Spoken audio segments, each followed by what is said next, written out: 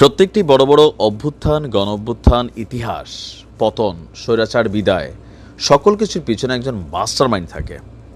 বাংলাদেশের আন্দোলনের মাস্টারমাইন্ড নাকি ছিল মাহফুজ। ডক্টর ইউনূস বিশ্বমঞ্চে পরিচয় করে দিয়েছিলেন। তবে এটা নিয়ে বাংলাদেশে বিতর্ক আছে পলিটিক্যালি।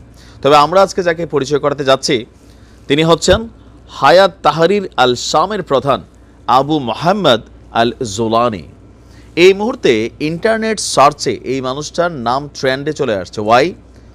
সিরিয়ার যে সরকার পতনের ঘটনা, 50 বছরের যে রাজকীয় ইতিহাস, সেইটাকে যিনি ভেঙে চুরে, যার নেতৃত্বে একটা উৎখাত হয়েছে, সেই উৎখাতের পেছনে সবচেয়ে বড় ভূমিকা যে ব্যক্তি রেখেছেন, তার নামটা স্বাভাবিকভাবে বিশ্বের মানুষ এখন জানতে চাচ্ছে। তো আপনাদেরকে জানাচ্ছি যে কে এই ব্যক্তি, তার সম্পর্কে যতটুকু আমরা তথ্য পেয়েছি। আপনার বলা হয়েছে যে আমরা যদি দেখি, এই অভিযানটির নেতৃত্ব দিয়েছেন ইসলামপন্থী সশস্ত্র বিদ্রোহী গোষ্ঠী, সশস্ত্র মেশিনারিজ আছে, সব আছে, হায়াত তাহরির আল শাম, সংক্ষেপে HTS এর প্রধান আল জোলানি।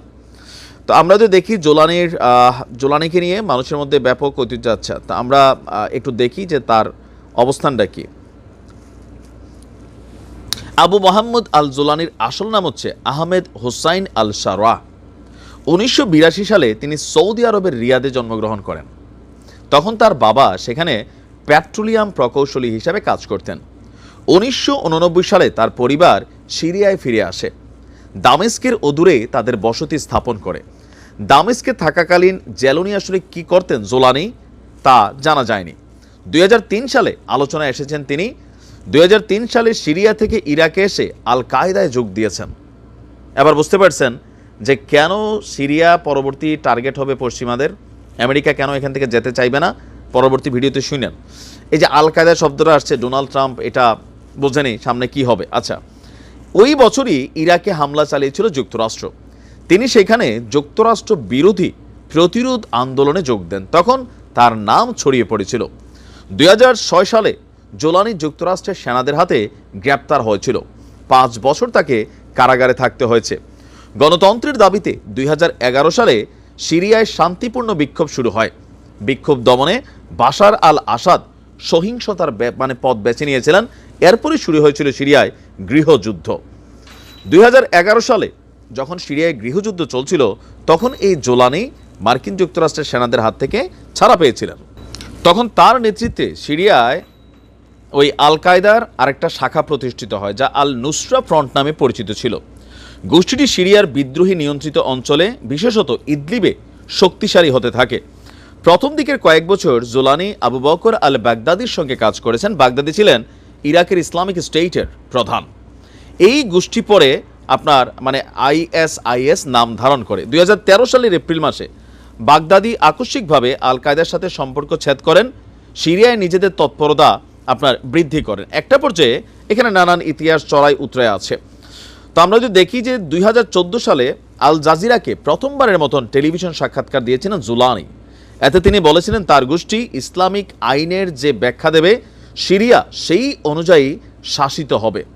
তার কয়েক বছর পর জোলানির মধ্যে পরিবর্তন আসে। তিনি আল কায়দার মুসলমান সংখ্যাগরিষ্ঠ দেশগুলোয় বিশ্বব্যাপী খেলাফত প্রতিষ্ঠার প্রকল্প থেকে সরে আসেন। এমন কিছুর পরিবর্তে সিরিয়া সীমান্তের ভেতরে নিজের গোষ্ঠীর তৎপরতা সীমাবদ্ধ করেন আপনার জোলানি, নামটা ভুল হয় মাঝে মাঝে। তো জোলানির এই পরিবর্তনটাকে অনেকে ভাবছিল যে হঠাৎ কি হলো। এর মধ্য দিয়ে জোলানির গোষ্ঠীটি বহুজাতিক বা আন্তঃদেশীয় গোষ্ঠীর বদলে একটি জাতীয় গোষ্ঠী হিসাবে আবির্ভূত হয়।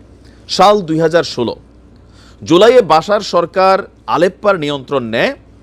তখন বিদ্রোহী গোষ্ঠীগুলো ইদলিবের দিকে চলে যায়। সিরিয়ার এই অঞ্চল তখনও তাদের দখলে ছিল। 2016 সালে জোলানি প্রকাশ্যে আল কায়দার সাথে সম্পর্ক ছিন্ন করে। পাশাপাশি আল নুসরা বিলুপ্ত করেন, গঠন করেন নতুন সংগঠন জাবাত ফাতেহ আল শাম। 2017 সালের দিকে আলেপ্পা থেকে হাজার হাজার যোদ্ধা ইদলিবে পালিয়ে আসেন। এ সময় বিদ্রোহীদের ছোট ছোট অনেক গোষ্ঠী নিজের জাবাত ফাতেম আল শাম নিয়ে তিনি আজকের HTS গঠন করেন। তো HTS আপনার ধারাবাহিকভাবে বিভিন্ন জায়গায় তারা তাদের টিম আস্তে আস্তে ডেভেলপ করে আর নিজেদের দেওয়া ইসলামী আইনের ব্যাখ্যা অনুযায়ী রাষ্ট্র পরিচালনা করার ঘোষণা দেয়। পর্যবেক্ষকদের মতে বাশার আল আসাদের বিরুদ্ধে লড়াইয়ে সবচেয়ে কার্যকরী ভূমিকা পালন করেছে এই যিনি আছেন জোলানি। এরপরে দীর্ঘদিন যাবৎ জনগণের কাছে বিভিন্ন বার্তা, বাশার আল আসাদের ফেসিস্ট অ্যাক্টিভিটিস, পরাশক্তিকে এখানে ডাইকাইনা, রাশিয়ার মতন পরাশক্তিকে ডাইকাইনা প্রোটেকশন নেওয়া, কর্মহীনতা, অভাব, ক্ষুধা, মানুষের উপর অন্যায় অত্যাচার, সকল কিছু মিলিয়ে পুরা জাতি বিক্ষোভে ফেটে পড়ে। জাস্ট মাত্র 12 দিনের মধ্যে আপনার এই সাম্রাজ্যের পতন হয়েছে। তো সম্ভবত এই জোলানি যে বিদ্রোহী সরকার এখন যেটা আছে সেটার প্রধান নেতৃত্বে থাকবেন, হয়তো সরকারও গঠন করতে পারেন, আলোচনায় তিনি আছেন। সামনে বোঝা যাবে আর অনেক কিছু। ভালো থাকুন।